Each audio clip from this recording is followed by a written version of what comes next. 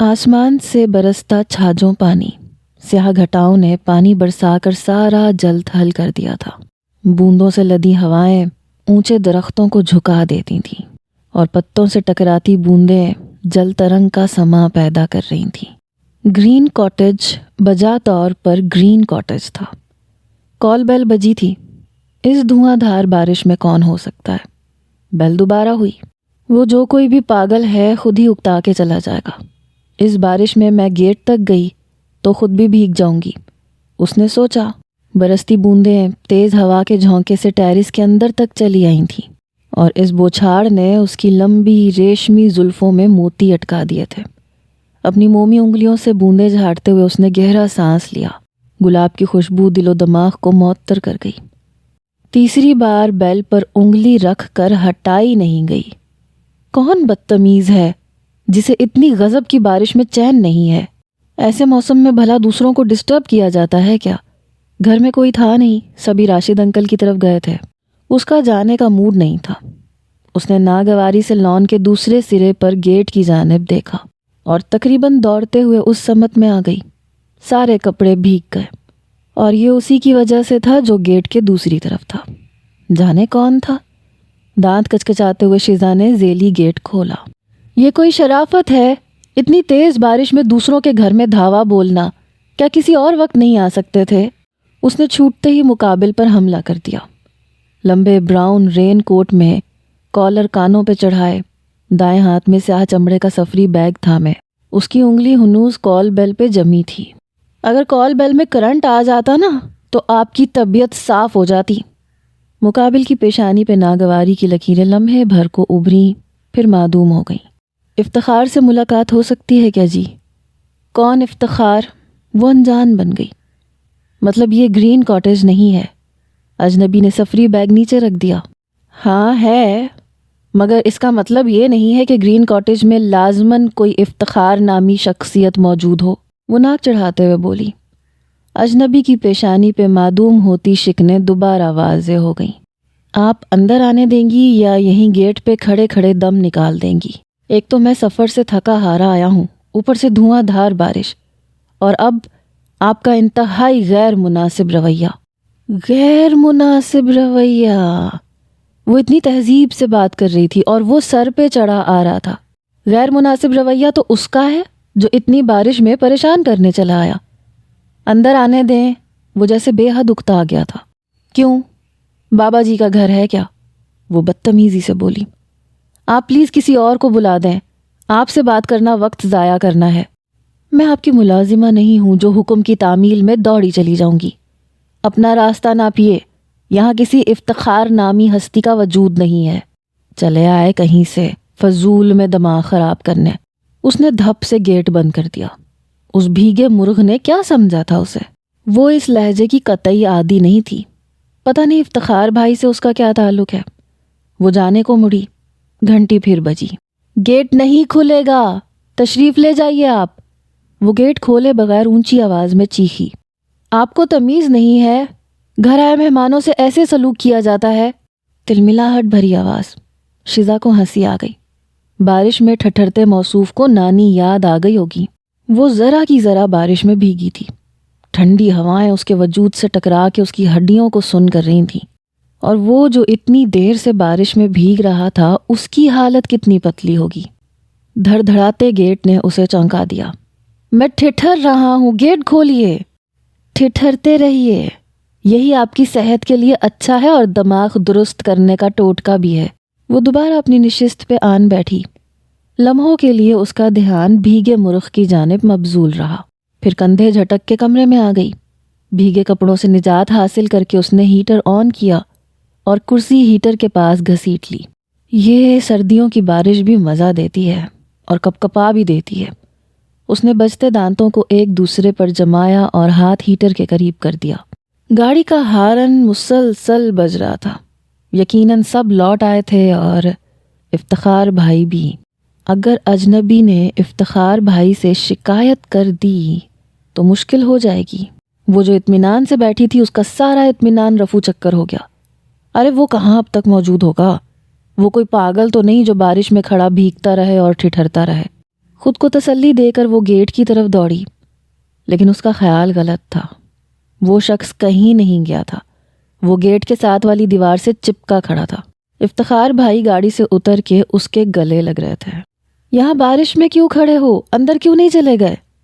کیسے چلا جاتا؟ گیٹ پھلانگ کے چلا جاتا۔ اس کا لہجہ جلا بھنا تھا۔ کیا مطلب؟ افتخار نے حیرت سے پوچھا۔ ایک بدتمیز لڑکی نے انتہائی بدتمیزی کا مظاہرہ کیا ہے، مجھے اندر نہیں آنے دیا۔ یار اگر یہاں اس قسم کے جنگلی لوگ بستے ہیں تو مجھے پہلے انفارم کر دیا ہوتا، میں یہاں کا رخ بھی نہیں کرتا۔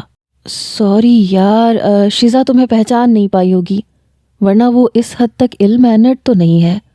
خیر میں اسے بلاتا ہوں، وہ تم سے ایکسکیوز کرے گی۔ مائی فٹ ایکسکیوز۔ شیزا اندر چلی گئی۔ معافی مانگے وہ، اور اس اکھڑ اور بدتمیز آدمی سے جس نے ذرا بھی لحاظ نہیں کیا تھا اور افتخار بھائی سے شکایت کر دی تھی۔ وہ صورت سے ہی سخت مزاج لگتا ہے، اس کی آنکھوں میں کیسی سرد چبھن تھی۔ افتخار بھائی نے جب اس کے کمرے میں جھانکا تو وہ کسی ناول میں منہ ڈالے بیٹھی تھی۔ اس نے کنکھیوں سے افتخار بھائی کو اندر آتے دیکھا مگر انجان بن کے بیٹھی رہی۔ شیزا۔ جی بھائی؟ تم نے یزدان سے بدتمیزی کی ہے۔ کون یزدان؟ اس نے لا علمی کا مظاہرہ کرتے ہوئے آنکھیں پٹپٹائیں۔ میں نے سنا ہے تم نے اسے اندر نہیں آنے دیا۔ بہت بری بات ہے شیزا، وہ میرے بچپن کا دوست ہے، ایک عرصے کے بعد اس کا یہاں آنا ہوا ہے۔ یہاں پہنچ کے وہ سیدھا میری طرف آیا اور تم نے اس سے بدتمیزی کا مظاہرہ کیا۔ ریئلی تم نے مجھے شرمندہ کروا دیا۔ چلو نیچے چل کر یزدان سے معافی مانگو۔ اور میں اس سے معافی مانگوں؟ ناممکن بھائی، اس نے ناگواری سے کہا۔ اس نے ٹھیک ہی تو کیا تھا، بھلا وہ ایک اجنبی کو گھر میں کیسے گھسا لیتی؟ بات کو سمجھو شیزا۔ انہوں نے اسے بازو سے پکڑ کے اٹھایا اور نیچے گھسیٹ لائے۔ وہ گیسٹ روم میں تھا، اپنے لمبے رین کوٹ سے آزاد، بلو جینز اور لائٹ پنک شرٹ میں، اپنے گیلے بالوں کو تولیے سے رگڑتا۔ ٹھنڈ کے باعث اس کی ناک بے انتہا سرخ ہو رہی تھی۔ ذرا کی ذرا شیزا نے غور کیا، خاصا معقول لگ رہا تھا۔ چلو شیزا۔ افتخار بھائی نے اس کا ہاتھ دبا کے چھوڑ دیا۔ بادل نخواستہ شیزا آگے بڑھی۔ اجنبی نے پوری آنکھیں کھولی۔ وہی سرد مہری آئی ایم سوری، وہ ناپسندیدہ جملہ اسے کہنا پڑا۔ اجنبی نے کوئی رسپانس نہیں دیا۔ لا تعلقی کے مظاہرے کے طور پہ وہ ڈریسنگ ٹیبل کی جانب گھوم گیا، جیسے کچھ سنا ہی نہیں۔ کیا وہ ایسی گری پڑی ہے؟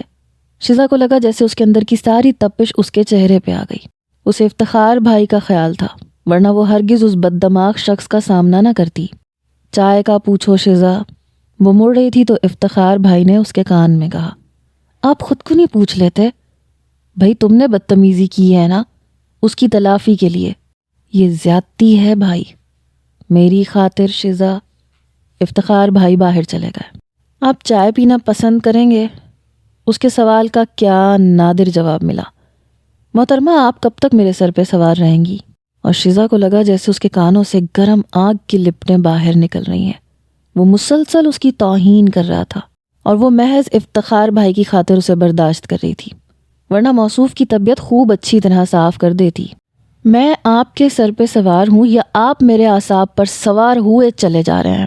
میرا خیال تھا کہ گیٹ نہ کھلنے پہ آپ ٹل جائیں گے، مگر آپ نہایت ڈھیٹ قسم کی ہستی ہیں جو زبردستی دوسروں پہ مسلط ہو جاتے ہیں۔ اور آپ پلیز باہر تشریف لے جائیں۔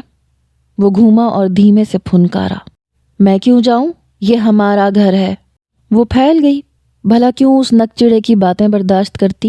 اجنبی کی بھوری آنکھوں میں چنگاریاں ابھر آئیں۔ ٹھیک ہے، آپ تشریف رکھیے۔ وہ باہر نکل گیا۔ بڑے آئے لاٹ صاحب۔ وہ بھی اندر نہیں ٹھہری۔ راہداری کے اختتام پر اس نے دیکھا افتخار بھائی نے اس شخص کو روک رکھا تھا۔ ایسی کیا بات ہو گئی یزدان؟ یوں ایک دم تم نے جانے کا فیصلہ کیوں کر لیا؟ کیا شیزا نے پھر کوئی بدتمیزی کی ہے؟ اگر ایسی بات ہے تو میں اسے سمجھا دوں گا، وہ آئندہ تم سے ہرگز نہیں الجھے گی، مگر یار میرا یہاں سے چلے جانا ہی بہتر ہے افتخار۔ شیزا نے سنا تو بل کھا گئی۔ کیسا بددماغ شخص ہے! افتخار بھائی اصرار کر رہے ہیں اور وہ نخرے دکھائے چلا جا رہا ہے۔ جاتا ہے تو جائے، افتخار بھائی کو اس کی منتیں کرنے کی کیا ضرورت ہے؟ افتخار بھائی کی جگہ وہ ہوتی تو کب کا اسے چلتا کرتی۔ پتہ نہیں انہوں نے ایسے بددماغ شخص کو کیوں دوست بنا رکھا ہے۔ حالانکہ وہ خود تو بہت نرم خو تھے، بہت با اخلاق اور دوسروں کے لیے پریشان رہنے والے۔ غصہ تھوک دو یار۔ وہ زبردستی اسے گیسٹ روم کی طرف لے گئے اور پھر شزا سامنے آ گئی۔ شزا، تم نے میری بات پہ عمل نہیں کیا، حالانکہ میں نے تم سے کہا تھا کہ یزدان کے ساتھ بدتمیزی نہیں ہونی چاہیے، وہ بہت حساس اور نفیس مزاج ہے۔ ہاں، ساتھ میں زود رنج بھی ہے، شزا نے جل کے کہا۔ ہاں شاید تم ٹھیک کہتی ہو شزا، حالات اور واقعات نے اسے ایسا کر دیا ہے، ورنہ وہ آدمی ہیرا ہے۔ آپ کا دوست ہے اس لیے آپ کو اچھا لگتا ہے۔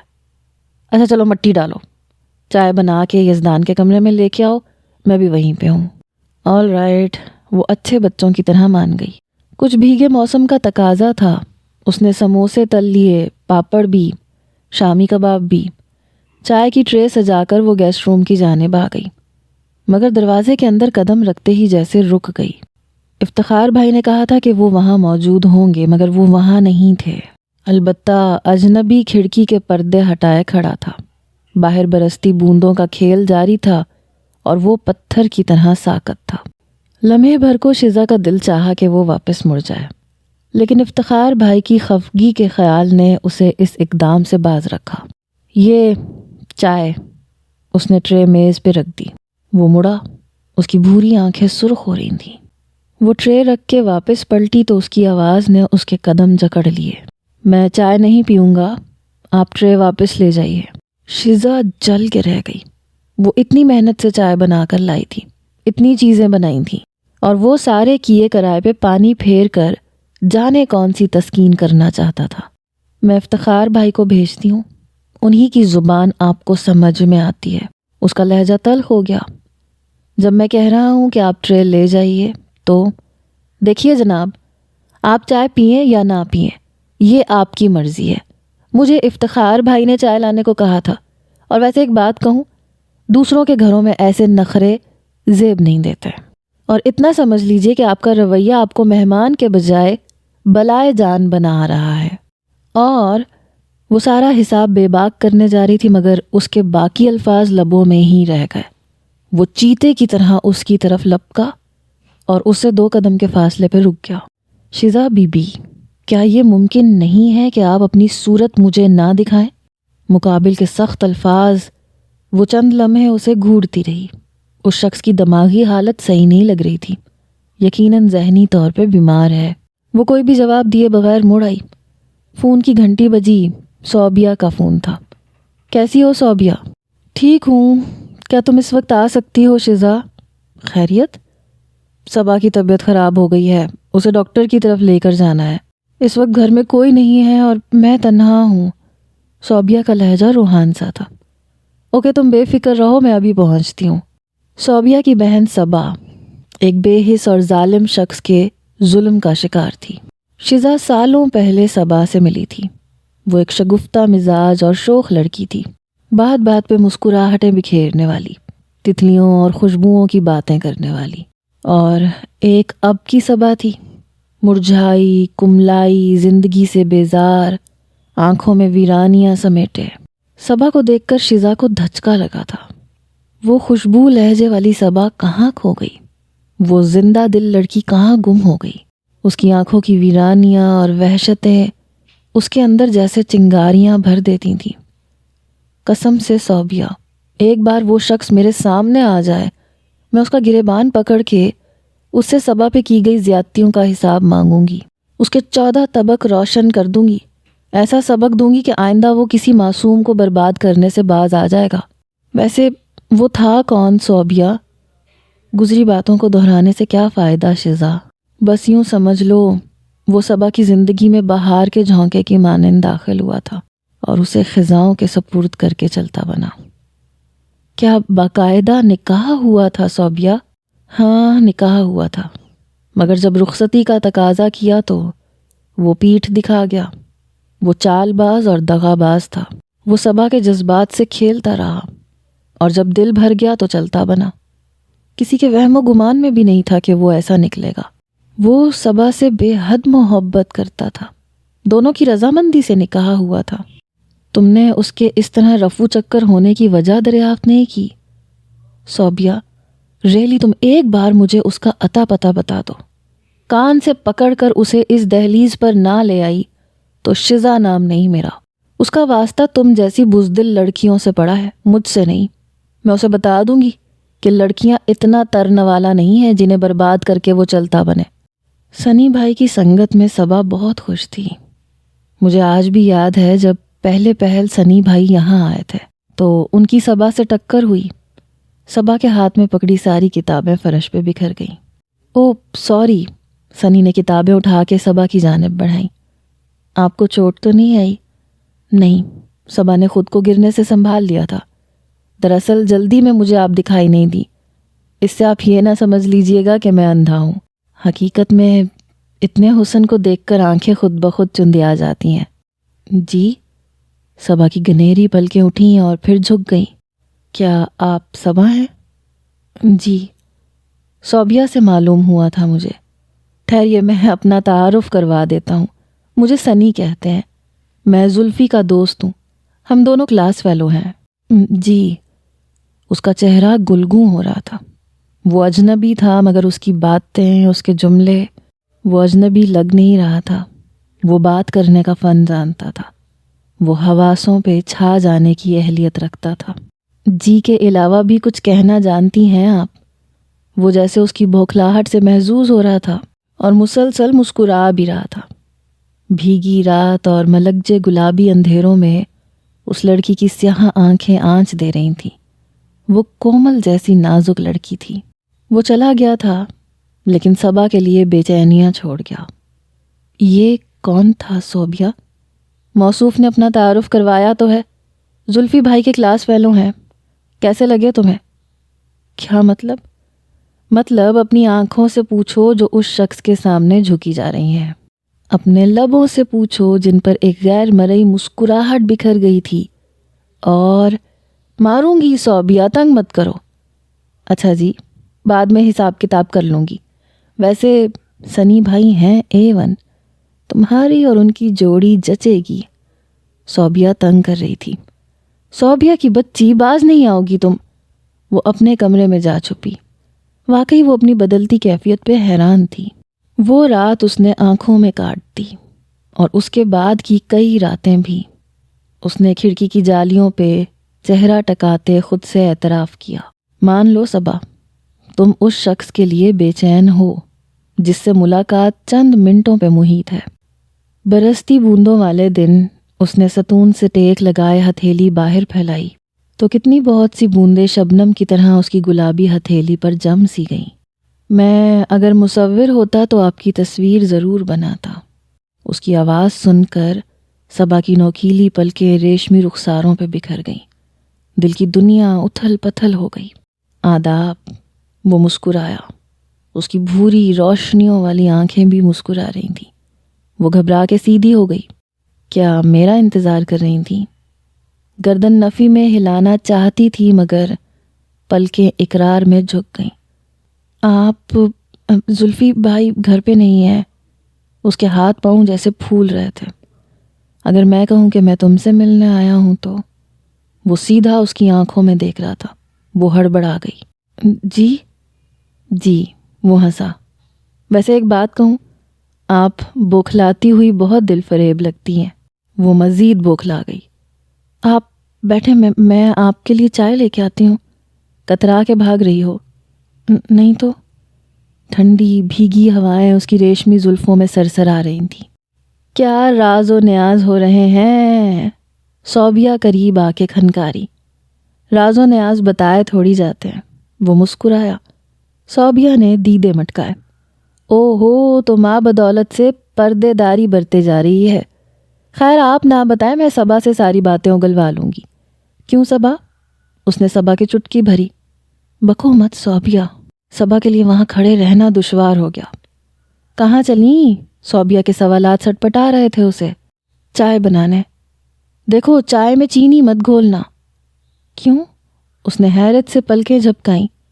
بھائی چاہ سے بنی چائے ویسی ہی میٹھی ہوتی ہے. کچھ تو اس کی نظروں کا خمار سارے وجود میں سنسناہٹ دورا رہا تھا. اوپر سے صوبیہ کی باتیں.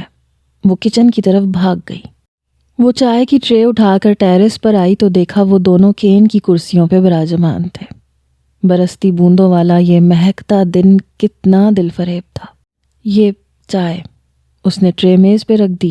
اتنی دیر لگا دی، سنی بھائی تھک گئے انتظار کرتے کرتے۔ صوبیہ چائے تم بنا دو، اس نے صوبیہ کو مزید بولنے سے باز رکھنے کے لیے جلدی سے کہا۔ ہاں میں اپنے لیے بنا لوں گی، مگر انہیں چائے بنا کر دینا تمہاری ذمہ داری ہے۔ یہ صوبیہ بولتی بہت ہے، صبا نے گھورا۔ یوں گھورنے سے کام نہیں چلے گا۔ کیا میں نے غلط کہا سنی بھائی؟ شادی کے بعد جب تمام ذمہ داریاں صبا نے ہی سنبھالنی ہے تو پھر شروع سے کیوں نہیں؟ وہ مسکرایا اور صبا کا چہرہ تب گیا، حیا کی لالی بکھر گئی، اور جب صوبیہ چپکے سے کھسک لی تو وہ اس کے قریب آ گیا۔ صبا جی؟ اس کی پلکیں کانپی۔ کیا تمہیں صوبیہ کی باتوں سے اتفاق ہے؟ تمہاری آمد میری ویران زندگی میں بہار لا سکتی ہے۔ تم شاید نہیں جانتی میں ازل سے تنہا ہوں۔ میں نے والدین کی صورت نہیں دیکھی، بہن کا پیار نہیں دیکھا، تنہا میں نے اس دنیا کا مقابلہ کیا ہے، مگر اب یوں لگتا ہے جیسے میں تھک گیا ہوں۔ صبا اگر تم میرا ہاتھ تھام لو تو میں زیست کی طویل شاہراہ پر آنکھیں بند کیے چل سکتا ہوں۔ وہ مدھم لہجے میں کہہ رہا تھا۔ اس نے اس کے ملائم ہاتھ تھام لیے تھے۔ وعدہ کرو صبا، تم زندگی کی آخری سانس تک میری رہو گی، کبھی میرا ساتھ نہیں چھوڑو گی۔ اور صبا نے کپ کپاتے لہجے میں اقرار کر لیا۔ ان دنوں صبا مزید حسین ہوتی چلی جا رہی تھی۔ اس کے گالوں پہ گلاب کھل رہے تھے، سیاہ آنکھیں الوہی چمک سے بے پناہ حسین لگتی تھیں۔ یہ سب اس کی محبت کا اعجاز تھا۔ بات بزرگوں تک پہنچی تو رائیگاں نہیں گئی۔ زلفی نے سنی کی بے پناہ حمایت کی۔ صوبیہ ساری گفتگو سن رہی تھی۔ وہ پھولی سانسوں کے ساتھ صبا کے کمرے میں آئی۔ مبارک ہو، فی الحال نکاح ہوگا۔ نکاح؟ صبا کے چہرے پہ گلاب بکھر گئے۔ جی ہاں، رخصتی سنی بھائی کی تعلیم کے بعد۔ یہ ان کا فائنل ایئر ہے۔ اس کے بعد ان کا انگلینڈ جانے کا پروگرام ہے اعلیٰ تعلیم کے لیے۔ واپسی پہ وہ تمہیں اپنے سنگ رخصت کروا لیں گے۔ صوبیہ تفصیل بتا رہی تھی۔ تم بہت خوش قسمت ہو صبا، تم نے جو چاہا پا لیا۔ صبا مسکراتی رہی۔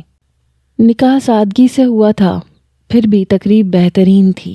گلابی کام والے سوٹ میں صبا کا حسن دمک رہا تھا، آنکھوں میں سپنوں کی بھرمار، اور ساتھ میں اس پیارے شخص کی سنگت کا خیال۔ وہ خوش تھی، بے پناہ خوش۔ نکاح کی تصویریں لی گئیں۔ وہ کمرے میں گئی اور سنی نے کھڑکی سے جھانکا۔ خوش ہو نا صبا؟ آپ؟ وہ بوکھلا گئی۔ کوئی آ جائے گا؟ جناب، آپ کے جملہ حقوق ماں بدولت کے نام محفوظ ہو چکے ہیں، لہٰذا اب کسی کا ڈر نہیں۔ سچ کہوں صبا، دل چاہ رہا ہے رخصتی ابھی کروا لوں، مگر یہ مناسب نہیں لگتا کہ تعلیم ادھوری چھوڑ دوں۔ میرے نزدیک آپ کی خواہش مقدم ہے سنی۔ تھینک یو صبا، تمہاری حوصلہ افزائی یوں ہی شامل رہی تو میں بیرون ملک اپنے قیام کو بآسانی گزار لوں گا۔ وہ اس سے دور ہو جائے گا یہ سوچ کے وہ اداس ہو گئی۔ کتنے عرصے بعد واپس آئیں گے؟ 3 سال بعد، مگر بے فکر رہو، میں تم سے دور نہیں رہوں گا۔ باقاعدگی سے فون کیا کروں گا، خط لکھوں گا، اور اپنا دل یہیں تمہارے پاس چھوڑ کے جاؤں گا۔ سچ؟ اس کی آنکھیں پانیوں سے بھر گئیں۔ ارے چھوڑو، خوشی کی ساتیں ناخوشگوار باتوں میں برباد نہ کرو۔ ابھی تم مجھ سے آنے والی زندگی کی باتیں کرو، حسین مستقبل کی، جس میں تم اور میں ساتھ ساتھ ہوں گے۔ میں دنیا کے کسی بھی خطے میں چلا جاؤں، صبا تم مجھے خود سے قریب پاؤ گی۔ اور جب سنی کے بیرون ملک جانے کا وقت آیا تو وہ رو پڑی تھی۔ میں آپ کے بنا کیسے رہ پاؤں گی سنی؟ میں ہمیشہ تمہارے قریب رہوں گا صبا، پلیز یوں آنسو مت بہاؤ، تمہارے آنسو مجھے کمزور بنا رہے ہیں۔ میں صرف تمہارے لیے اتنی تگ و دو کر رہا ہوں تاکہ تمہیں حسین مستقبل دے سکوں۔ جس دن وہ گیا تھا اس دن بادل بھی ٹوٹ کر برسے تھے، اور اس کے ساتھ صبا کی آنکھیں بھی۔ وہ شخص کیا گیا، اپنے ساتھ اس کی مسکراہٹیں بھی لے گیا۔ جس دن سنی کا فون آیا، اس کا خط ملا، وہ دن صبا کی زندگی کا خوبصورت ترین دن تھا۔ وہ باقاعدگی سے فون کرتا تھا، خط لکھتا تھا، یہ روٹین 6-7 مہینے بخوبی جاری رہی، لیکن پھر ایک دم اس کے خط آنے بند ہو گئے۔ اس کے فون بھی نہیں آتے تھے۔ وہ دیوانی سی گیٹ کی جانب دوڑتی، ہر بیل پر فون کی جانب لپکتی۔ وہ مجھے بھول گیا صوبیہ۔ اس کے آنسو نہیں تھمتے تھے۔ ہو سکتا ہے وہ مصروف ہوں، صوبیہ دلاسا دیتی۔ نہیں صوبیہ، میرا دل گواہی دے رہا ہے کچھ ہوا ہے ضرور، جو اس نے مجھے بھلا دیا ہے۔ سنا ہے وہاں حسن ہے بے پناہ، اچھے اچھے اپنا دین اور ایمان بھول جاتے ہیں۔ کہیں وہ بھی نیلی آنکھوں اور سنہری بالوں کا اسیر نہ ہو گیا ہو۔ یقین مانو صوبیہ، اگر وہ نہ لوٹا تو میں مر جاؤں گی۔ وہ واقعی اندر ہی اندر گھل رہی تھی۔ صوبیہ اسے بہلانے کی کوشش کرتی، مگر وہ دن بدن زرد پڑتی جاتی، کمزور ہوتی جاتی۔ اس کے غم نے صبا کو چاٹ لیا ہے۔ صوبیہ کے فون پر شزا اس کے گھر گئی تھی۔ صبا کو ہاسپٹل داخل کروا دیا گیا تھا، اور پھر اگلے دن اس کی موت کی خبر سنی۔ یہ سب اس دغا باز کی وجہ سے ہوا ہے شزا۔ اس نے میری معصوم بہن کو موت تک پہنچا دیا۔ وہ صبا کا قاتل ہے۔ صوبیہ شزا کے گلے لگ کے بلک پڑی۔ کیا قصور تھا اس کا؟ بس اتنا کہ اس نے ایک دھوکے باز پہ اعتماد کیا۔ وہ خود کہیں عیش کر رہا ہوگا۔ اور صبا؟ شزا کو بھی بے حد دھچکا پہنچا تھا۔ اسے اس انجانے شخص سے نفرت ہو گئی۔ ایک بار وہ اس کے سامنے آ جائے، وہ اس کا سینہ گولیوں سے چھلنی کر دے۔ وہ دونوں نڈھال سی روتی رہیں۔ صبا کا معصوم چہرہ اس کی نگاہوں کے سامنے گھومتا رہتا۔ وہ بے گناہ لڑکی، اس نے ایک مکار شخص کے دھوکے کے باعث زندگی گنوا دی۔ یہ مرد ہرگز بھی قابل اعتبار نہیں ہوتے۔ وہ اپنی مخصوص جگہ ٹیرس کی سیڑھیوں پہ بیٹھی تھی اور صبا کے متعلق ہی سوچ رہی تھی۔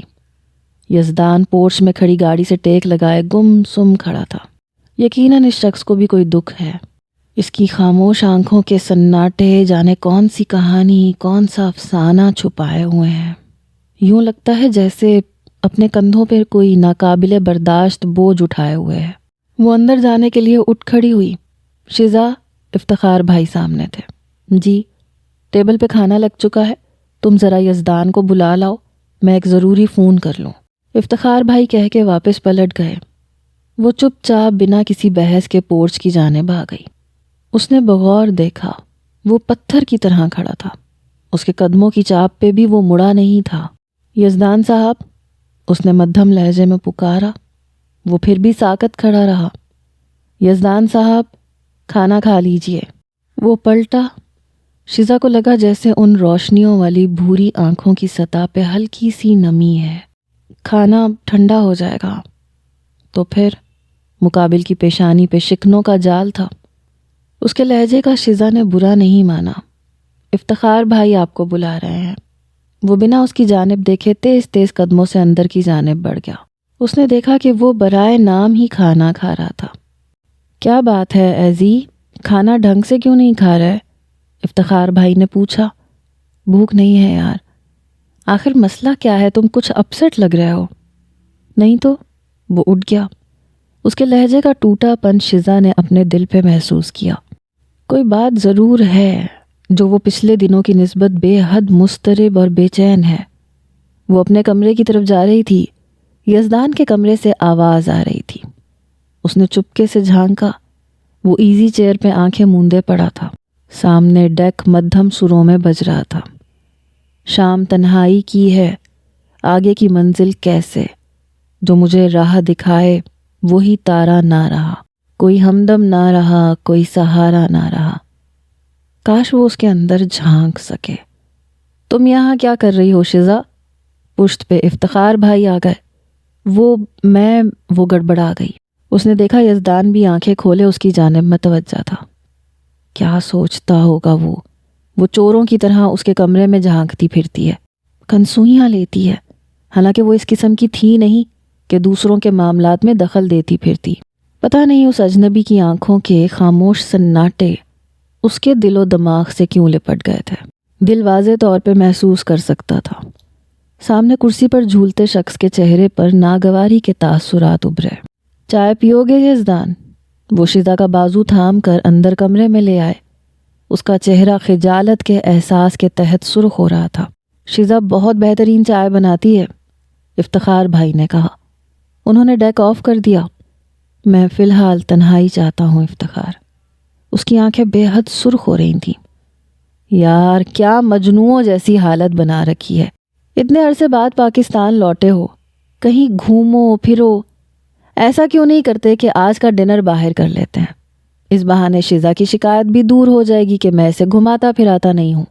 نہیں افتخار، دل نہیں مانتا۔ کیا ہو گیا تمہارے دل کو؟ اچھا خاصا معقول ہوا کرتا تھا، تم پردیس جا کر بہت بدل گئے ہو یزدان۔ ایسی کیا پریشانی ہے جس نے تمہیں رنجیدہ کر رکھا ہے؟ یاروں سے کوئی بات چھپائی نہیں جاتی، اس بات کو ذہن میں رکھ کے مجھ سے کچھ مت چھپانا۔ تمہیں میری قسم ہے یزدان۔ یزدان نے اضطراب سے انگلیاں مس لیں۔ شیزا نے محسوس کیا کہ وہ اس کی موجودگی سے بیزار ہے۔ وہ چپ چاپ باہر آ گئی، لیکن اپنے کمرے کی طرف نہیں گئی، دروازے کی اوٹ میں ہو کر باتیں سننے لگی۔ اس کے اندر کا تجسس اسے چین نہیں لینے دے رہا تھا۔ میں ہمیشہ سے تنہا تھا افتخار، اور اتنے ماہ و سال گزرنے کے بعد بھی تنہا ہوں، بہت اکیلا، جینے کا کوئی سہارا نہیں، اور وہ آخری امید وہ بھی ساتھ چھوڑ گئی۔ میرا دل اس زندگی سے اچاٹ ہو گیا ہے۔ اس کی آواز بھاری ہو رہی تھی، وہ افتخار بھائی کے کندھے سے لگا شاید سسک رہا تھا۔ شیزا نے پہلی بار کسی مرد کو روتے ہوئے دیکھا۔ افتخار بھائی بتا رہے تھے کہ وہ اعلیٰ تعلیم یافتہ ہے، بے پناہ جائیداد کا مالک ہے، پھر بھی ابھی تک تنہا کیوں ہے؟ کیوں تنہائیوں کے اندھیروں میں بھٹکتا پھر رہا ہے؟ شیزا کا دل جیسے اس کے لیے بے حد گداز ہو رہا تھا۔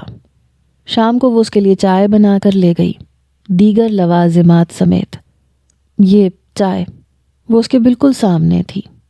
آپ نے کیوں زحمت کی؟ اس کے لہجے میں چبھن تھی۔ آپ مہمان ہیں۔ مہمان نہیں، بلائے جان۔ اس نے اس کا کہا جملہ دہرا کے اسے شرمندہ کر دیا۔ وہ کھسیانی سی ہنسی ہنس دی۔ آپ کے لیے چائے بنا دوں؟ اس مہربانی کی وجہ اس کا انداز ہنوز طنزیہ تھا۔ دیکھیں یزدان صاحب، اگر آپ کہیں گے تو میں اپنے گزشتہ رویے کی معافی مانگ لوں گی، مگر پلیز آپ اپنا دل میری طرف سے صاف کر لیجئے۔ یہ کایا پلٹ کیسے؟ کل تک وہ لڑکی لڑنے مرنے کو تیار تھی، اور آج اس کی آنکھیں، یہ سیاہ آنکھیں یقیناً کسی سے ملتی ہیں۔ یزدان کے ذہن میں جیسے چھناکا سا ہوا، اس کے اعصاب جیسے تن سے گئے، ذہن کی رگیں کھچنے لگی، اسے لگا جیسے اس کے ہاتھ پاؤں شل ہو رہے ہیں۔ یہ آنکھیں، وہ کھڑا نہ رہ سکا۔ شیزا نے اس کی بدلتی ہوئی کیفیت کو بغور دیکھا۔ وہ لمبے لمبے سانس لے رہا تھا جیسے بہت میلوں سے دوڑتا ہوا آیا ہے۔ یزدان صاحب، وہ ایک دم ڈر سی گئی۔ یزدان صاحب کیا ہوا؟ پلیز آپ مجھے تنہا چھوڑ دیں۔ اس کا لہجہ ڈول رہا تھا۔ یہ چائے، مجھے کچھ نہیں چاہیے۔ کون سی زبان سمجھتی ہیں آپ؟ اگر زیادہ تنگ کریں گی تو یہی ٹرے اٹھا کے آپ کے سر پہ دے ماروں گا۔ وہ جیسے جنونی ہو رہا تھا۔ لمحے بھر کے لیے شیزا کا دل بھی ڈر گیا۔ اگر سچ مچ ٹرے اٹھا کے اس کے سر پہ دے ماری تو؟ ایک بات پوچھوں آپ سے یزدان صاحب؟ آپ محترمہ، میں آپ سے تنگ آ چکا ہوں۔ وہ باہر نکل گیا اور شیزا اس کے رویے کے متعلق سوچتی رہ گئی۔ وہ دیر تک ٹیرس پر بیٹھی بھیگتی رہی۔ بھیگے وجود سے یخ ہوائیں ٹکرائیں تو کپ کپی سی طاری ہو گئی۔ مرنے کا ارادہ ہے کیا؟ مما کی آواز پشت پر ابھری۔ مما، بارش میں بھیگنا اچھا لگ رہا ہے۔ بے وقوف مت بنو، بیمار ہو جاؤ گی۔ مما کی ڈانٹ پر وہ اٹھ گئی، مگر ٹھنڈ اپنا اثر دکھا چکی تھی۔ 3 دن وہ بخار میں پھنکتی رہی۔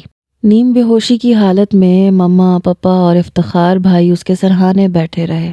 صوبیہ نے بھی کئی چکر لگائے۔ وہ تکیے میں منہ دیے پڑی تھی۔ سامنے کھڑکی کے پردے اس نے افتخار بھائی سے کہہ کے ہٹوا دیے تھے۔ بارش نہیں ہو رہی تھی مگر سیاہ گھٹائیں چھائی ہوئی تھیں۔ میں مخل ہو سکتا ہوں؟ مانوس آواز پہ شیزا نے تکیے سے سر اٹھایا۔ وہ دروازے کے بیچوں بیچ کھڑا تھا، کلفدار سفید کرتے شلوار میں، بے حد فریش لگ رہا تھا۔ میں اندر آ سکتا ہوں؟ کیوں؟ اس نے گردن گھمائی۔ کہتے ہیں بیمار کی احوال پرسی کرنی چاہیے۔ وہ خود ہی اندر آ گیا۔ بہت جلدی خیال آ گیا آپ کو؟ وہ بچوں کی طرح خفا ہو کے رہ گئی۔ خفا ہیں؟ وہ مسکرایا۔ آپ کو اس سے کیا؟ آپ کا رویہ میرے لیے بہت دلچسپ ہے شزا۔ شروع کے دنوں میں آپ ایک جھگڑالو لڑکی کے روپ میں سامنے آئیں اور اب ایک ضدی بچے کے روپ میں۔ بیٹھنے کو نہیں کہیں گی؟ آپ کی مرضی ہے۔ وہ مسکرایا اور کرسی بیڈ کے قریب گھسیٹ کے بیٹھ گیا۔ لگتا ہے بارش آپ کو بے حد پسند ہے۔ جی۔ خود کو بارش میں بھگو کے آپ نے بخار سے دوستی کر لی۔ آپ جو دوستی پہ آمادہ نہیں تھے۔ نامعلوم کیسے اس کے لبوں سے پھسل پڑا۔ دوسرے ہی لمحے اس نے اپنی زبان دانتوں میں دبا لی۔ یزدان نے اس کے اس جملے پر بغور اس کی جانب دیکھا اور پھر جیسے اس کی بھوری آنکھوں کی نرمی سختی میں بدل گئی۔ اس کے چہرے کی مسکراہٹ غائب ہو گئی اور کھچاؤ کی کیفیت آ گئی۔ یزدان صاحب؟ وہ اس کی بگڑتی ہوئی حالت پہ پریشان ہو گئی۔ یزدان صاحب، آپ کی طبیعت؟ اف، میں اس کمرے میں کیوں چلا آیا؟ کیوں؟ اس نے اپنی انگلیاں بالوں میں پھنسا لی تھی۔ اس لڑکی کی سیاہ آنکھیں، یہ آنکھیں اس کا پیچھا کرتی ہیں۔ ان آنکھوں نے اس کا تعاقب نہیں چھوڑا۔ یہ ضرور اس کا سکون برباد کر کے رہیں گی، اسے ندامتوں کے گہرے کھڈ میں دھکیل کے زندہ درگور کر دیں گی۔ وہ پہلے ہی اپنے ضمیر کی عدالت میں مجرم ہے۔ خود کو گنہگار گردانتے ہوئے وہ پہلے ہی اپسٹ ہے۔ آپ پانی پی لیجئے۔ شزا نے پانی کا گلاس سامنے کر دیا۔ اس نے گلاس پکڑ کے سامنے دیوار پہ دے مارا اور کمرے سے باہر۔ یہ ایک مہمہ ہے، ایک پیچیدہ سوال۔ یہ آخر کھل کیوں نہیں جاتا؟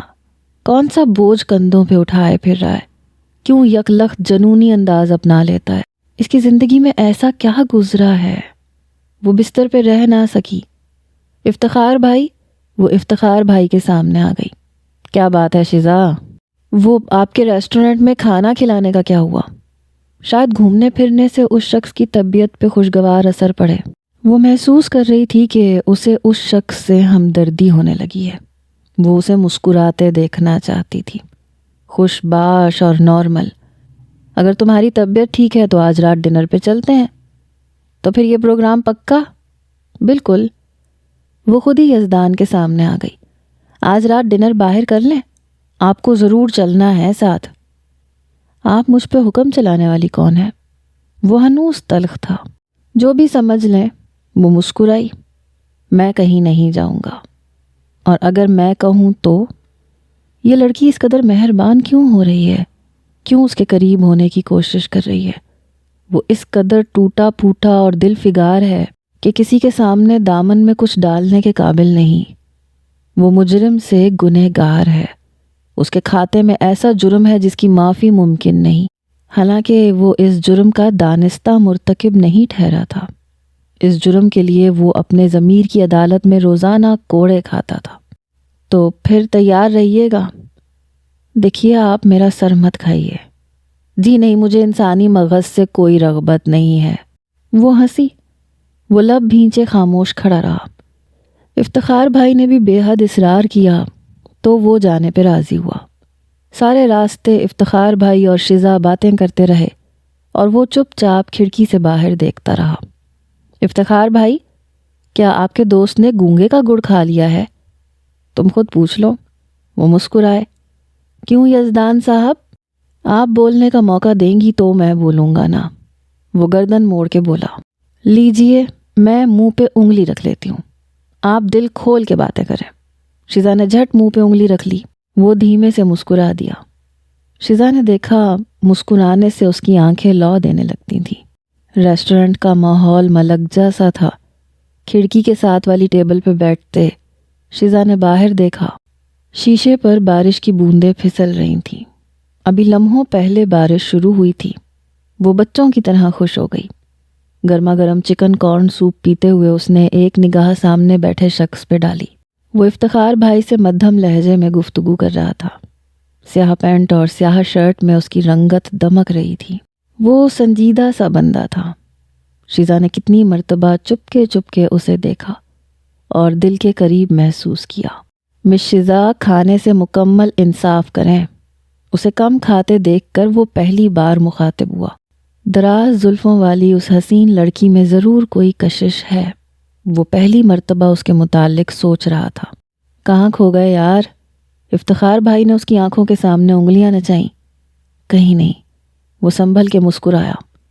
اس نے سامنے دیکھا، وہ شیشے کے پار پھسلتی بوندوں کا نظارہ کر رہی تھی۔ مدھم ملکجی روشنی میں اس کا وجود حسین تھا اور اس کی سیاہ آنکھیں۔ لمحے بھر کو یزدان کو ایسے لگا جیسے اس ماحول میں اس کا دم گھٹ جائے گا۔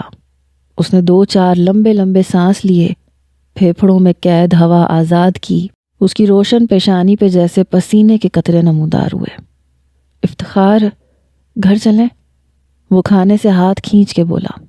اتنی جلدی؟ ابھی تو ڈنر ختم نہیں ہوا، اور اس کے بعد ہمارا آئس کریم کھانے کا بھی پروگرام ہے۔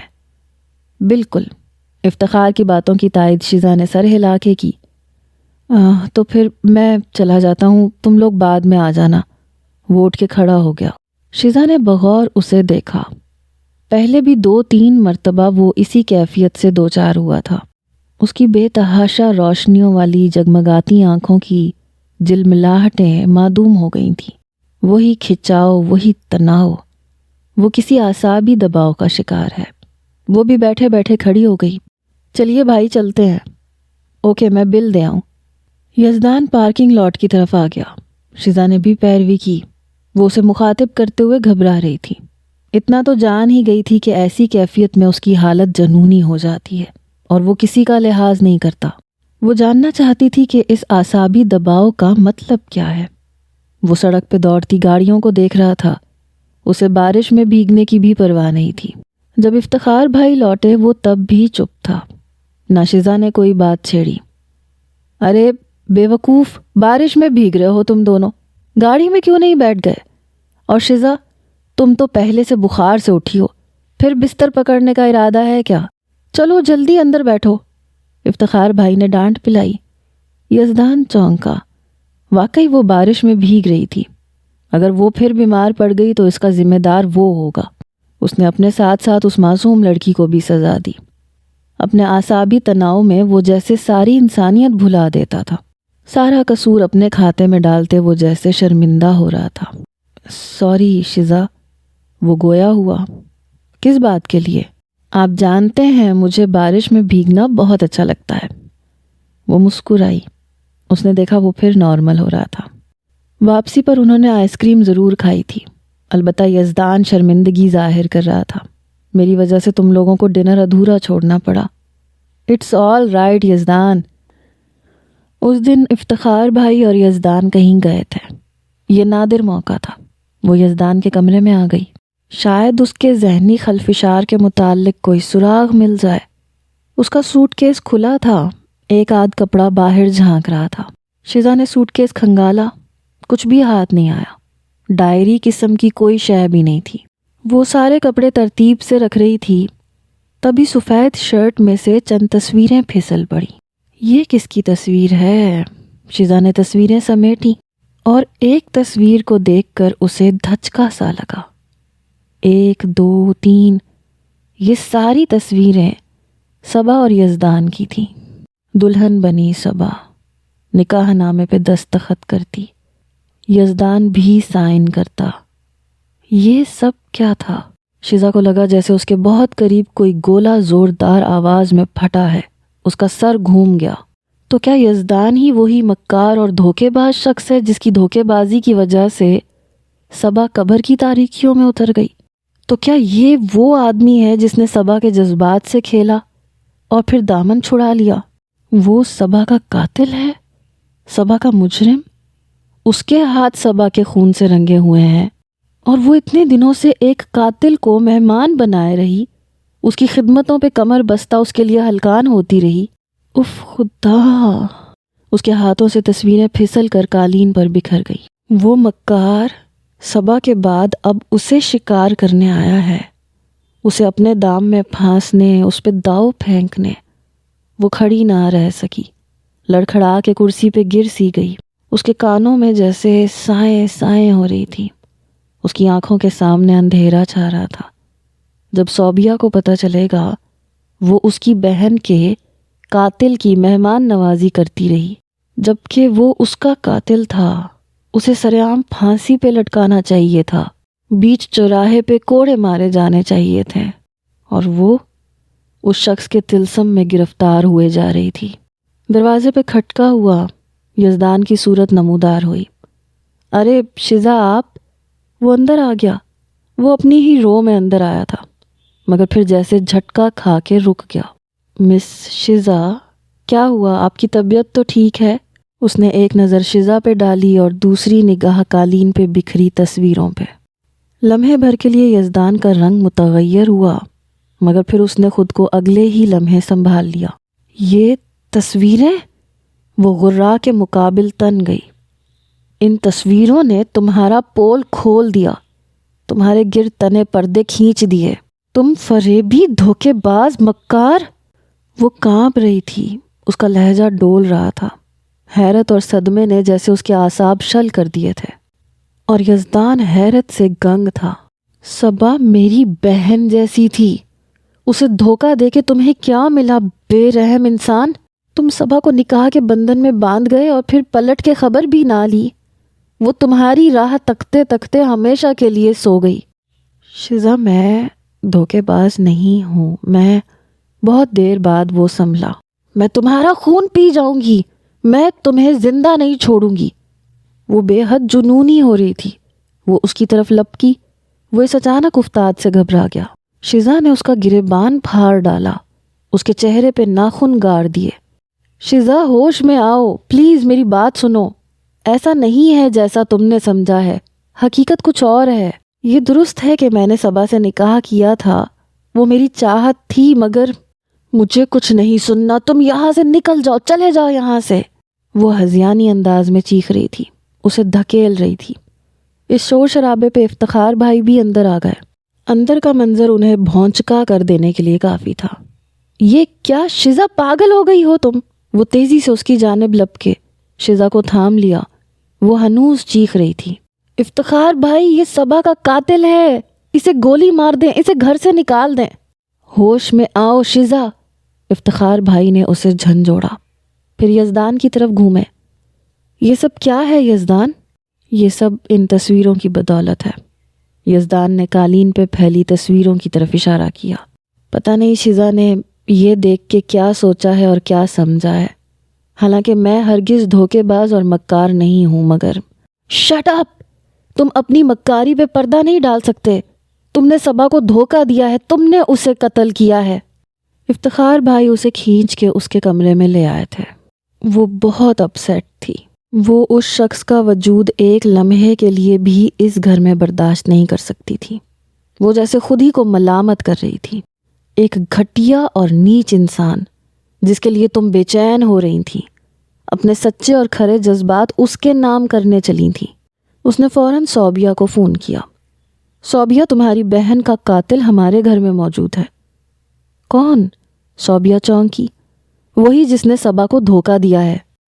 تمہیں کیسے پتا کہ وہ وہی شخص ہے؟ صوبیہ کو یقین نہیں آ رہا تھا۔ میں نے صبا کی اور اس کی نکاح کی تصویریں دیکھی ہیں۔ میں آ رہی ہوں۔ صوبیہ تھوڑی دیر میں ہی پہنچ گئی تھی۔ اس نے تیز بارش کی بھی پرواہ نہیں کی تھی۔ بے حد بھیگا موسم تھا۔ آؤ میرے ساتھ۔ صوبیہ کو دیکھتے ہی وہ اس کی طرف لپکی۔ صوبیہ کا ہاتھ تھامے وہ گیسٹ روم میں لے آئی۔ وہ کھڑکی میں کھڑا تھا۔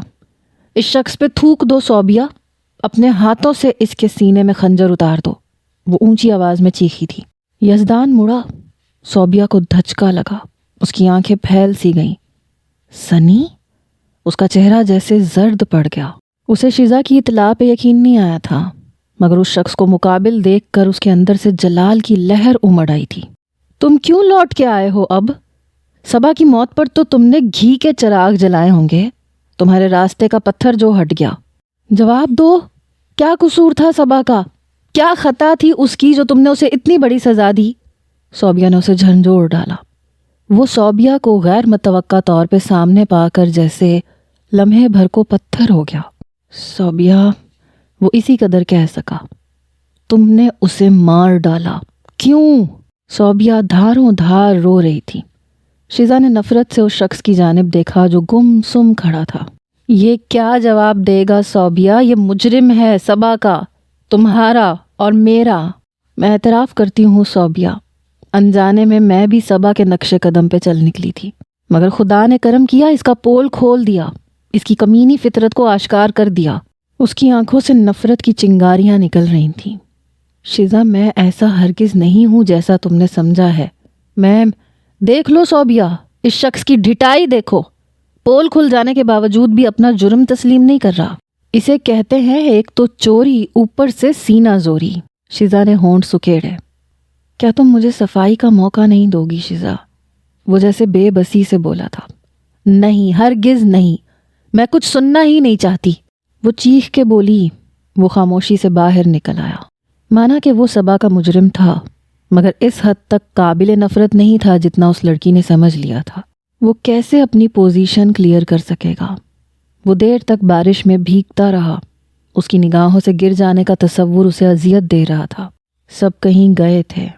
وہ ٹھنڈی یخ ہواؤں میں برستے پانی کے نیچے بھیگتا اپنے اندر کی تپش معدوم نہیں کر پا رہا تھا۔ وہ صبا کے لیے مخلص تھا۔ اس نے صبا کے حوالے سے زندگی کے خوبصورت خواب بنے تھے، لیکن وہ تمام خواب جل کر راکھ ہو گئے۔ ساری آرزوئیں فنا ہو گئیں۔ اس نے صبا کے علاوہ کسی اور کو دل میں جگہ دینے کا کبھی نہیں سوچا تھا۔ وہ اسیر وفا تھا، مگر یہ لڑکی شزا، اس کی آنکھیں صبا سے بہت ملتی تھیں، ویسی ہی کشادہ اور چمکتی آنکھیں۔ وہ اس کی طرف دیکھتی تھی تو لگتا تھا جیسے صبا دیکھ رہی ہے۔ صبا اور شزا، شزا اور صبا۔ صبا کھو گئی اور یہ لڑکی شزا، وہ اسے کھونے نہیں دے گا۔ وہ اسے اپنی پلکوں میں چھپا کے کہیں دور لے جائے گا جہاں جدائیاں حائل نہ ہو سکے۔ وہ شزا کے کمرے میں آ گیا۔ شزا، اس نے مدھم آواز میں پکارا۔ شزا کے اعصاب کو جیسے دھچکا سا لگا۔ صبا کا قاتل اس کے سامنے کھڑا تھا۔ تم؟ وہ کھڑی ہو گئی۔ کیوں آئے ہو میرے کمرے میں؟ تم نے یہ جرت کیسے کی؟ وہ چیخ رہی تھی۔ شزا، میں اپنی صفائی پیش کرنے آیا ہوں۔ حالانکہ اپنی ذات کے متعلق گواہی دینا بہت اذیت ناک ہوتا ہے، مگر میرے لیے سب سے اذیت ناک تمہاری نفرت ہے شزا، جو مجھے بھسم کر ڈالے گی۔ میرا اعتبار کرو، میں بے قصور ہوں۔ میں نے صبا کو جان بوجھ کر دھوکہ نہیں دیا۔ میں اسے دھوکہ دینے کا سوچ بھی نہیں سکتا تھا۔ وہ میری زندگی تھی شزا، میں بھلا اسے کیوں کر خفا کر دیتا؟ مجھے کچھ نہیں سننا، کوئی من گھڑت بات نہیں۔ تم دوغلے انسان ہو۔ اف، میں نے تمہیں کیا سمجھا اور تم کیا نکلے؟ نکل جاؤ تم میرے کمرے سے۔ وہ چیخ بھی رہی تھی۔ شزا پلیز۔ اس کے وجود پہ جیسے نزا کا عالم طاری تھا۔ بکھری بکھری سی وہ لڑکی، سیاہ قمیض، پیلی شلوار اور سرخ دوپٹے میں، وہ بہت بے ترتیب لگ رہی تھی۔ اس کی سیاہ آنکھوں میں وحشتیں تھیں اور پلکوں پہ بے شمار موتی اٹکے تھے۔ شزا، میں ہمیشہ سے تنہا تھا، بہت اکیلا۔ صبا کے زندگی میں چلے آنے کے بعد زندگی بہت دل فریب ہو گئی تھی۔ پھر ہمارا نکاح ہوا، ایسا بندھن جو اٹوٹ تھا، جس نے مجھے احساس دلایا کہ میں دنیا کے کسی کونے میں بھی چلا جاؤں، صبا میری رہے گی۔ لیکن مجھے معلوم نہیں تھا کہ تقدیر دور کھڑی میرا مذاق اڑا رہی ہے۔ میں انگلینڈ اعلیٰ تعلیم کے لیے چلا گیا۔ وہاں سے میں باقاعدگی سے صبا کو فون کرتا تھا، خط لکھتا تھا۔ 6-7 مہینے یہ سلسلہ چلا، مگر پھر میری زندگی میں طوفان آ گیا۔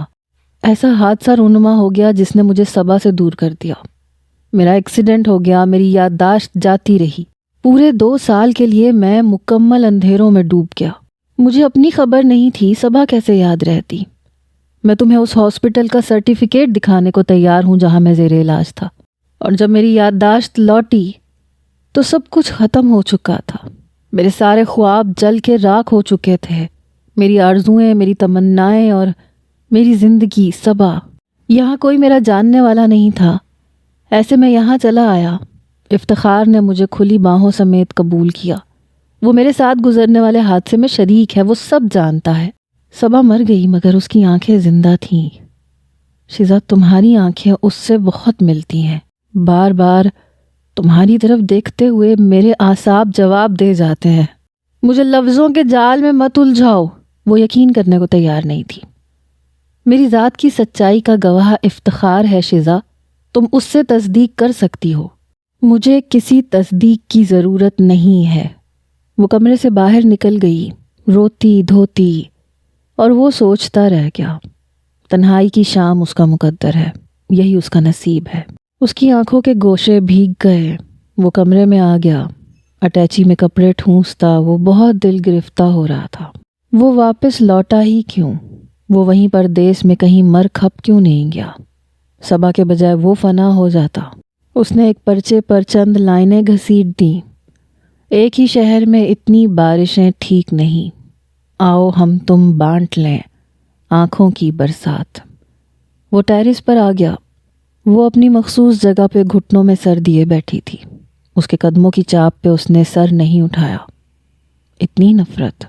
وہ لب بھینچے چند ثانیے اسے تکتا رہا، پھر کاغذ کا پرزہ گول میز پہ رکھ دیا۔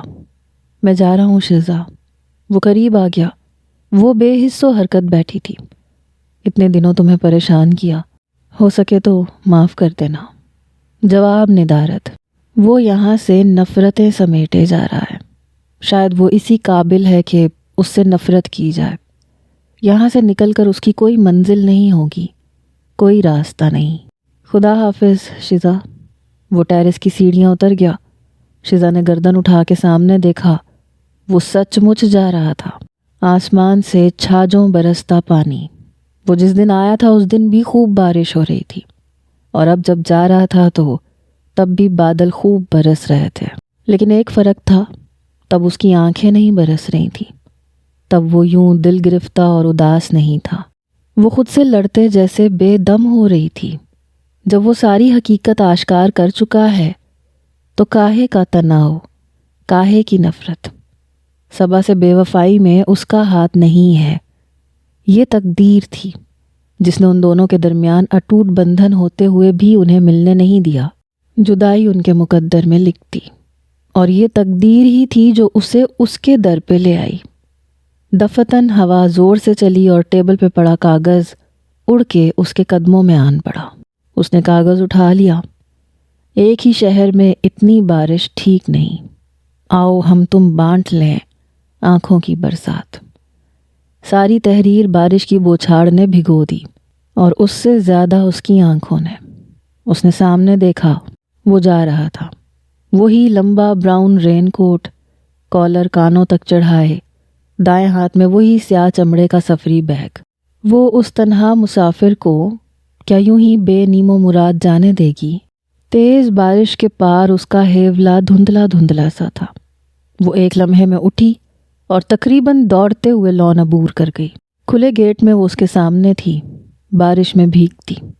یزدان نے حیرت سے اس کی طرف دیکھا تھا۔ اب میرا راستہ کیوں روکا ہے؟